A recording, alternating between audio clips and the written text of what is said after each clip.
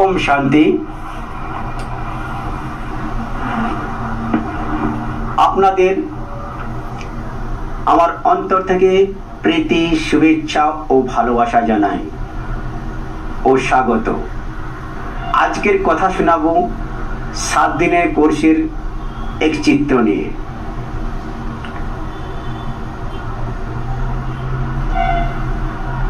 এক কাহিনীর মাধ্যমে এই চিত্রটি বোঝাবার চেষ্টা করব। এক রাজ্যতে এক রাজা ছিলেন। ওখানে সবসময় ন্যায় বিচার হতো। যখন রাজ্যতে কিছু ভালো হয়, যেমন মেনে নিলাম কোনো ফসলের ব্যবসায় লাভবান হয়, সারা প্রজা বলেন রাজার জয় হোক, এইসব রাজাই করছে। প্রত্যেকটি প্রজারা বলেন। কিন্তু যখন অকাল পড়ে অথবা কোনো অসুবিধায় পড়ি, তখন আমরা বলি এটা রাজাই করছে।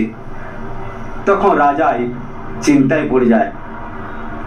তাই যদি আমরা ভাবি রাজা ভালো খারাপ করছে। এরপর একটি কাহিনী নিয়ে আপনাদের কথা বলবো। এটা এক বিশ্বের কাহিনী, কিন্তু আপনারা দেখছেন সঠিক নিয়ম হলো ঈশ্বরের ইশারা না পেলে গাছের একটা পাতাও নড়ে না। সবাই বলে এসব করছে ঈশ্বর। বিষয় কিন্তু এটা এক বোঝাবার জন্য, এক বিষয় কিন্তু এটা আমাদের সঠিক। এটা যদি আমরা সঠিক মেনে নিই, তাহলে আমরা চিন্তা করব এই দুনিয়াতে যা কিছু ভালো খারাপ হচ্ছে সবই ভগবান করছে। কিন্তু আজ এটা এক আধ্যাত্মিক বিষয় নিয়ে কথা বলবো।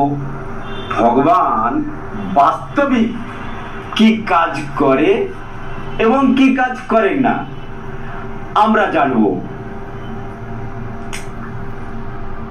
আমরা সবাই জানি সবকিছু ভগবানই করেন। আপনারা এক নজরে দেখুন, এই দুনিয়াতে যে অপরাধ হচ্ছে, চুরি, ডাকাতি, হিংসা, বদমাশি, মিথ্যা, এসব কি ভগবানই করছে? কিন্তু এটাই যদি সত্যি হয়, তাহলে ভগবানের কি অবস্থা হবে আপনারা জানেন? সবাই জানে ভগবান তো কল্যাণ করে, মানে ভালো কাজ করে, অকল্যাণ করে না, মানে খারাপ কাজ করে না। কিন্তু কোনো ডাকাতি বা কোনো চোর যদি চুরি করে বা কোনো ডাকাত যদি ডাকাতি করে, তাকে পুলিশ নিয়ে যায়, সাজা দেয়, জেলে ভরে দেয়। কিন্তু ওই চোর, ওই ডাকাত তখনই বলবে আমি তো এ কাজ করিনি।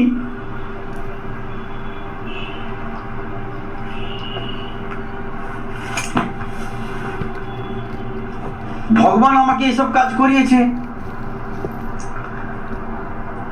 তাহলে ভগবানের সাজা হওয়ার দরকার। কিন্তু এটা হয় না কেন?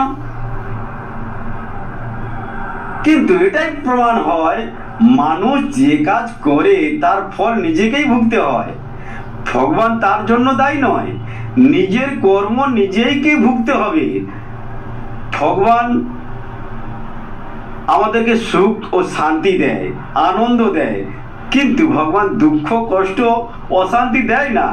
এটাই আমি আপনাদেরকে বোঝাতে চাইছি। তাহলে এখানে প্রশ্ন আসছে, বন্যা, ভূকম্প, খুব সুন্দর সূর্য উদয়, বৃষ্টি, তাহলে এসব ভগবানের হাত নয় কি? তাহলে এটা এক ব্যাখ্যামূলক প্রশ্ন।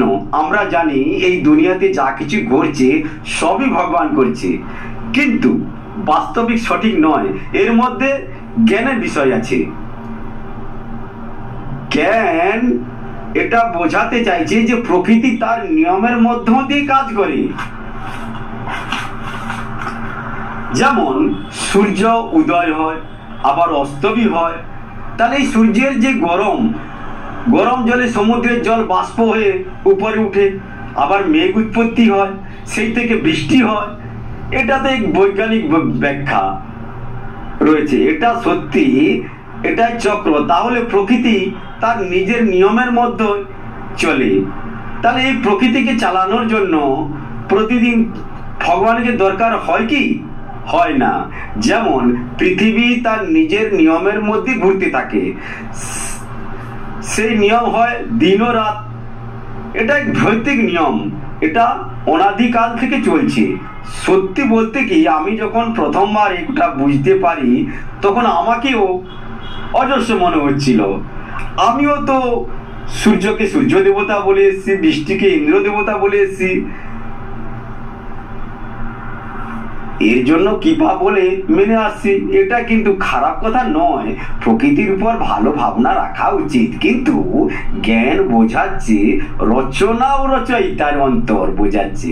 ভগবান প্রকৃতির শক্তি রচনা করছেন, কিন্তু দৈনন্দিন কাজের কর্মের জন্য দখল দেয় না। এরকম ধরনের এক প্রশ্ন উঠে, যখন বাচ্চা তার মায়ের গর্ভের মধ্যে থাকে, গর্ভ ধারণ করার জন্য ভগবানকে দরকার হয় কি? আমরা ভগবানকে দোষ দিয়ে থাকি, এই রচনা ভগবানই করছেন। এটা কিন্তু আলোচনার বিষয় রয়েছে। মনের মধ্যে চিন্তা করুন, মানুষ জন্মের হয় কাম বিকারের মধ্য দিয়ে, কিন্তু ভগবান তো পতিত পাবন। তাহলে বিকার থেকে পাবন কি করে হলো? ভক্তরা প্রার্থনা করে, আমার বিষয় বিকার মিটিয়ে দাও। তবে ভগবান বিকারকে হারাতে এসছে, তাহলে ভগবান কিভাবে বিকারের জন্ম দিবে? কথাটা ঠিক নয় কি? যেমন লোকে গর্ভজেল বলে, কিন্তু দুঃখ ভগবান কোনোদিন দিবেন না। ভক্তরা বলেন ও সন্ন্যাসীরা বলে, আমাকে জন্ম মৃত্যু থেকে বাঁচাও।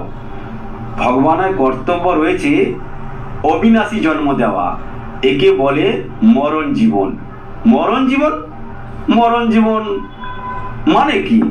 এটা তো আমি কোনোদিনই শুনি নাই, এটা আমি প্রথমবার শুনছি। আর মরণ জীবনের অর্থ হলো বেঁচে থেকে মরে গেছি, এর মানে শরীর থেকে মরে গেছি নয়। আমাদের ভিতরে যে খারাপ গুণ, খারাপ বিকারকে মেরে ফেলা এবং পুরানো আদতকে মেরে ফেলা। এরপর ভগবান আমাদেরকে জ্ঞান ও পবিত্রতা ধারণ করে নতুন দিব্য জন্ম দেয়। নতুন জীবন শুরু করা মানে আধ্যাত্মিকের পুনর্জন্ম। বিলকুল এটা ভগবানের জ্ঞান দিয়ে করায়। ভগবান এর কাজ কিন্তু ভৌতিক ও শরীরের দেওয়া, জন্ম দেওয়া নয়। আমাদেরকে জ্ঞান ও পবিত্রতা বানিয়ে নতুন জীবন দেয়।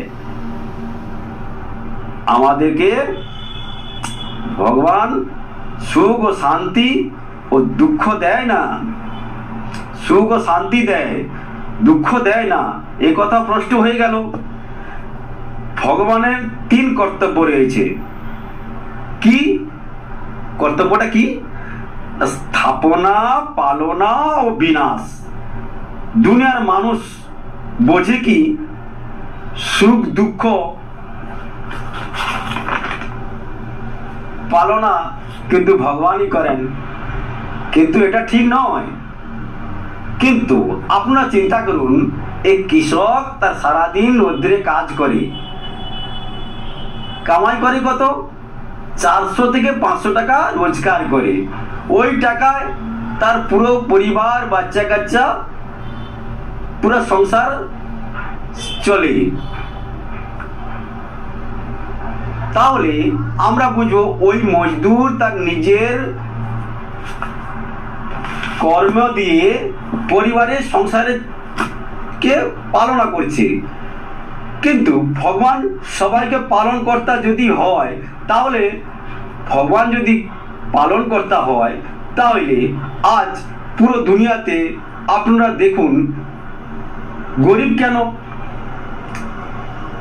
কত মানুষ পেটের জ্বালায় মরছে, ভুকে পেটে শুয়ে আছে, তাহলে ভগবান কি ওই গরিব মানুষের ভেদাভেদ করছে কেন? তাহলে সঠিক কি?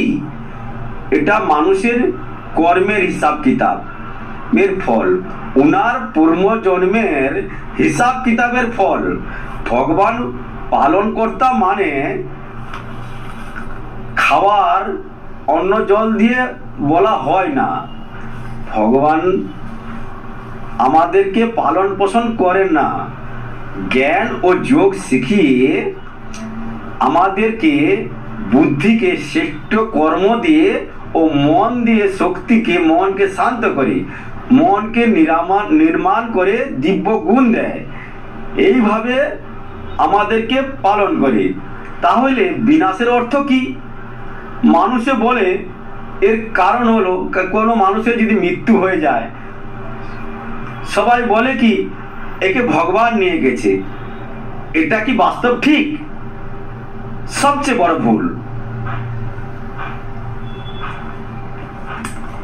ভগবান কাউকে দুঃখ দেয় না, সে তো সুখদাতা, শান্তিদাতা। সে কেন মৃত্যুর কারণ হয়ে দাঁড়াবে? ওই মানুষটার মৃত্যু হারায় কোনো দুর্ঘটনা হলে, কোনো অসুখ বেশি হয়ে গেলে বা বুড়ো হয়ে গেলে মৃত্যু হতে পারে, এতে ভগবানকে দোষ কি দেওয়া আছে? ভগবান আমরা ভগবানকে দোষ দিয়ে থাকি, কিন্তু এটা সবচেয়ে বড় ভুল। ভগবানকে আমরা কেন দোষ দেব? বিনাশ, তাহলে বিনাশের অর্থ কি? বিনাশের অর্থ এই পুরানো পতিত কলিযুগী দুনিয়াকে অধর্ম থেকে বিনাশ করে। এটা কিন্তু ব্যক্তিগত মৃত্যুর কথা নয়, এটা পুরো দুনিয়ার কথা। তাহলে পরিবর্তন কিভাবে হবে না? পরিবর্তন প্রাকৃতিক দুর্যোগ, পুরানো দুনিয়ার পরিবর্তনের কথা, যেমন পুরানো দুনিয়া ঘর ভেঙে নতুন ঘর তৈরি করা। সেজন্য ভগবান এই পুরানো পাপী কলিযুগকে বিনাশ করে নতুন সত্যযুগ নিয়ে আসবে।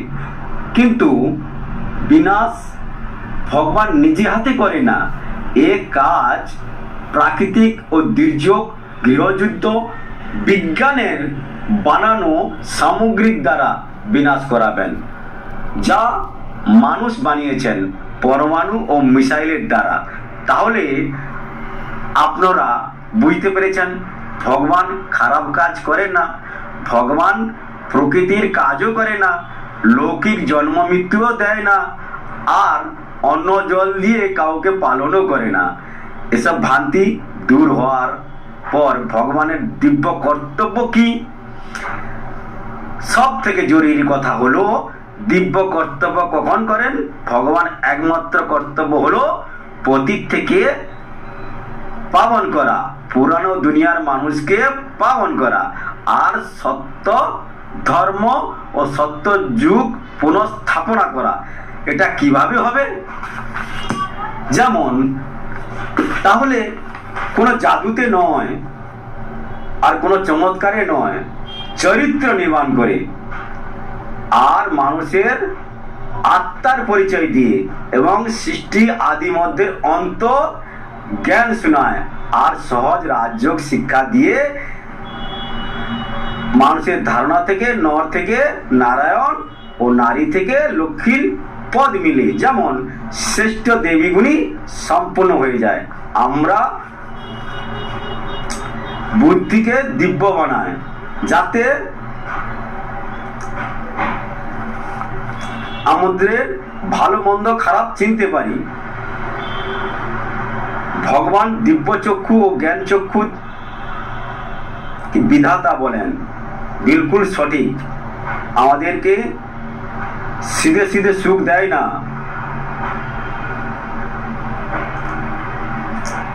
এর কারণ হলো আমাদের শান্তির রাস্তা বলে দেয়। এখানে প্রশ্ন উঠে, তাহলে এটা কখন করে? প্রতিটি যুগে আসে না, তাহলে কখন আসে? প্রতিটি যুগে যদি না আসে তাহলে কখন আসে? এই দুনিয়া খারাপ হয়ে গেছে। ভগবান 4 যুগে মাত্র একবারই আসে, তখনই আসে ধর্মের গ্লানি হয়, দুঃখ অশান্তি, পাপ অনাচার, অধর্মের চরম সীমা পার হয়ে যায়, ঠিক তখনই ভগবান অবতারিত হয়। মানে কলিযুগের শেষে আর সত্য যুগের শুরুতে। এই দুটো যুগকে বলা হয় সঙ্গম যুগ, পুরুষোত্তম সঙ্গম যুগ। আমি তো কোনোদিন শুনি নাই, এ তো আমি প্রথমবার শুনছি। পুরুষোত্তম উত্তম কেন বলছেন? মানে সঙ্গম যুগে আত্মা ও পরমাত্মার মিলন। ভগবান আমাদেরকে রাজ্য শিক্ষা দিয়ে, জ্ঞান দিয়ে আমাদেরকে উত্তম বানায়। ওই স্থাপনার জন্য ভগবানকে অবতরিত হতে হয়। কেননা ওকে তো নিরাকার সবাই বলেন, জ্যোতির্বিন্দু স্বরূপ। তবে এ কাজ করতে হলে বাস্তবিক শরীরের প্রয়োজন। কেননা ওনার তো নিজস্ব কোনো শরীর নাই, তাহলে কোনো শরীরে প্রবেশ করতে হবে, মাধ্যমে আসতে হবে। তাই প্রজাপিতা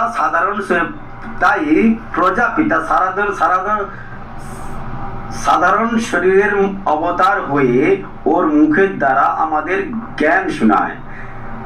ওই জ্ঞান শুনে মানুষ অশরীরী প্রকৃতি ছেড়ে এক দিব্য গুণ ধারণ করে, এক সত্য যুগের স্বরাজ্য স্থাপন করেন। এ কোনো পাথরে স্থাপন হয় না, এটা মানুষের এক নবনির্মাণ। এখানে আরেক প্রশ্ন আছে শিব আর শঙ্কর নিয়ে। সবাই জানে শিব আর শঙ্কর এক, মানে শিবের পূজা হয় আর লিঙ্গের পূজা হয়। এর মধ্যে এক জ্ঞানের বিষয় আছে যেটা আমাদেরকে বুঝতে হবে। পরমাত্মা এক জ্যোতি বিন্দু স্বরূপ, মানে ও যার নাম শিব, মানে বিন্দুটার নামই শিব। শিব মানে কল্যাণকারী। এই জন্ম মৃত্যু হয় না, আসে না। কেন? ওর নিজস্ব কোনো শরীর নেই। লিঙ্গ ওর মধ্যে বিন্দু দেওয়া রয়েছে, ওটাই হচ্ছে পরমাত্মার শরণাপন্ন। তাহলে শঙ্কর ও তো এক দেবতা, ওটা দেখাচ্ছে শরীরধারী। এ শরীরের মাধ্যমে 3টি আত্মা রয়েছে। স মানে শিবের আত্মা, ক মানে কৃষ্ণের আত্মা, র মানে রামের আত্মা। তাহলে আপনারা বুঝতে পেরেছেন শিব জ্যোতিবিন্দু 3 দেবতার দ্বারা 3 কাজ করেন। ব্রহ্মার দ্বারা ব্রাহ্মণ দুনিয়ার স্থাপনা করেন, বিষ্ণুর দ্বারা দৈবী গুণের পালনা করেন, আর শঙ্কর দ্বারা আসুরি গুণের আসুরি সৃষ্টির বিনাশ করেন। তাহলে আপনাদেরকে বোঝাতে আমি পেরেছি শিব আর শঙ্কর আলাদা। শিব এক রচনা আর শঙ্কর এক দেবতা। শিব তাহলে ডাইরেক্টর, ক্রিয়েটার, আর ব্রহ্মা ও বিষ্ণু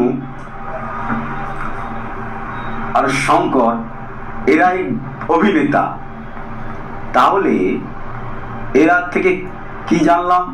পরমাত্মা সাংসারিক কর্তব্য করে না, ও কাউকে অপরাধী করায় না, রোদ বৃষ্টি প্রকৃতি কাজও করে না, কারো ব্যক্তিগত মৃত্যুর কারণ হয়ে দাঁড়ায় না। আমাদের জীবনে যা কিছু ঘটে আমরা তার জন্য কর্মের ফল আমাদেরকে পেতে হয়। ভগবানের কর্তব্য অনেক মহান, অনেক উঁচা। পুরানো আধ্যাত্মিকে রয়েছে সঙ্গম যুগে এসে জ্ঞান ও রাজযোগে শিক্ষার দ্বারা এই পতিত দুনিয়ার পাবন বানায় আর স্বর্গ বানায়। মানুষের শিক্ষা দিয়ে দেবতা বানায় ও আমাদেরকে কল্যাণ করায়, সুখ ও শান্তি, দুঃখের দুনিয়া থেকে রাস্তা দেখায়। যেতে একটা বলি আপনার যেতে যেতে একটা কথা বলি আপনাদেরকে, পরমাত্মা জ্ঞান দিয়ে সবাইকে মুক্তি দেয়, ভগবানকে নিজের কাজ করে না, আমাদের দিয়ে করায়। এরপরে কথাগুলো কেমন লাগলো কমেন্ট করে জানাবেন। আজকে এই পর্যন্ত, আবার আসবো অন্য একটি চিত্র নিয়ে। ওম শান্তি। আজকের মতো এখানেই শেষ।